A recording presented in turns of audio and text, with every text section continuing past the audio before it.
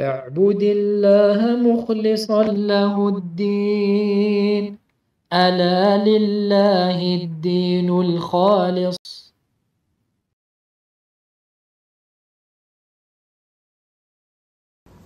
الحمد لله وحده والصلاة والسلام على من لا نبي بعده وعلى آله وأصحابه أما بعد. Mes chers frères à Allah et mes chères sœurs, craignez Allah tabaraka wa ta'ala et apprenez comment étaient les comportements de votre prophète sallallahu alayhi wa sallam contenant l'acquittement des droits d'Allah tabaraka wa ta'ala ainsi que les droits des créatures, cause d'une vie heureuse et d'une finalité louable. Le prophète sallallahu alayhi wa sallam était reconnaissant envers son Seigneur subhanahu wa ta'ala, très repentant, demandant beaucoup pardon à Allah tabarak wa ta'ala. Il priait jusqu'à ce que ses pieds enflaient et qu'on lui dise: ô messager d'Allah, Allah ne t'a-t-il pas pardonné tes péchés passés et futurs? Il répondit alors: ne pourrais-je pas être un serviteur reconnaissant? On lui a fait choisir entre être un serviteur prophète et entre être un serviteur ou un roi, prophète. Entre un serviteur prophète ou être un roi prophète. Il a dit: non, je ne suis qu'un serviteur prophète. Il disait: je demande pardon à Allah tabaraka wa ta'ala et me repens à lui plus de 70 fois par jour. Il était celui qui avait le plus peur d'Allah subhanahu wa ta'ala. Quand il voyait des nuages ou du vent se rapprocher, cela se voyait sur son visage. Aïcha radhiyallahu anha lui dit alors: ô messager d'Allah, les gens se réjouissent car ils espèrent l'arrivée de la pluie, alors que la répulsion et la détestation se lisent sur ton visage. Il répondit: Ya Aïcha, qu'est-ce qui me garantit que cela n'est pas un châtiment de la part d'Allah subhanahu wa ta'ala? Des gens et des peuples entiers ont été punis par le vent. Malgré cela, il était le plus courageux d'entre eux et le plus vaillant. Lors d'une nuit, les gens de Médine étaient apeurés et les gens sortirent en direction d'un bruit qu'ils ont entendu. Et le prophète, alayhi salatu wassalam, il les croisa alors qu'il était en train de revenir. Car il les avait précédés et était sorti bien avant eux. Et il était sur un cheval qui n'était même pas scellé, appartenant à Abu Talha. Et autour de lui, il y avait son épée. Et il disait: n'ayez pas peur, c'est rien. Et il était très patient et très amical, très ouvert. Il était un jour, un bédouin vint à sa rencontre et l'a tiré très fortement.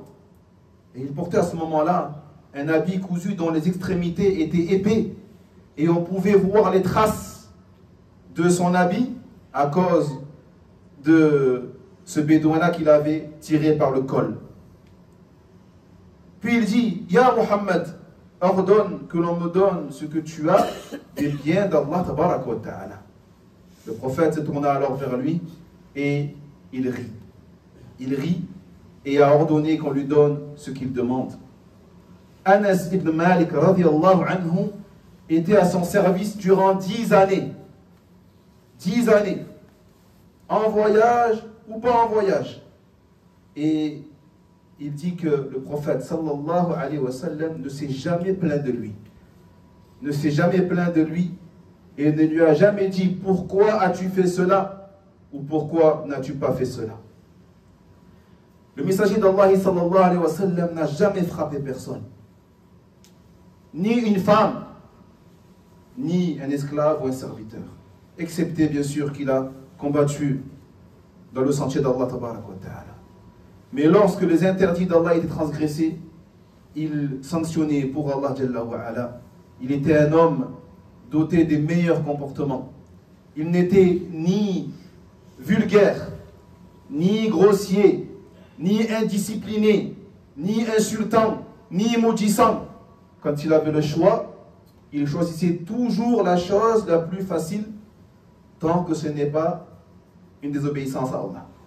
Il était le plus éloigné des péchés.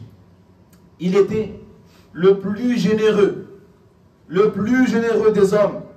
Il n'a jamais refusé quoi que ce soit de donner dans l'intérêt de l'islam. Un homme vint à lui et lui donna un troupeau énorme de bêtes. Et quand cet homme-là retourna auprès de son peuple, il dit: ô mon peuple, embrassez l'islam. Embrassez l'islam, car certes, Mohammed donne comme donne celui qui ne craint pas la misère. Il était l'homme le plus désintéressé de la dunya. Il avait le choix entre vivre ici-bas ce qu'Allah aurait décidé qu'il vive, ou de partir à la rencontre de son Seigneur subhanahu wa ta'ala, et il choisit d'aller rencontrer son Seigneur subhanahu wa ta'ala. Parfois il se tordait de faim et ne trouvait même pas assez de dattes pour remplir son ventre, et lorsqu'il est mort, il n'a rien laissé derrière lui, ni dinar, ni dirham, ni mouton, ni chameau, excepté quelques armes, sa mule et son armure qu'il avait posé en gage auprès d'un juif, en échange d'une quantité d'orge pour sa famille. Il dépensait ses biens pour sa famille et le reste en faveur des musulmans. Il rapiéçait lui-même ses habits ainsi que ses souliers.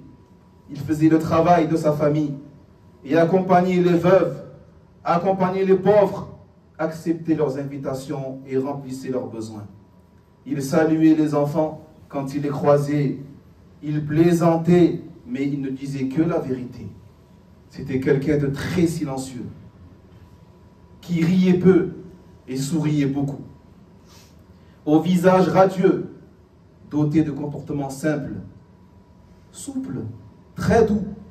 Il n'était ni grossier, ni rude, et pourtant il était respecté. Et honoré.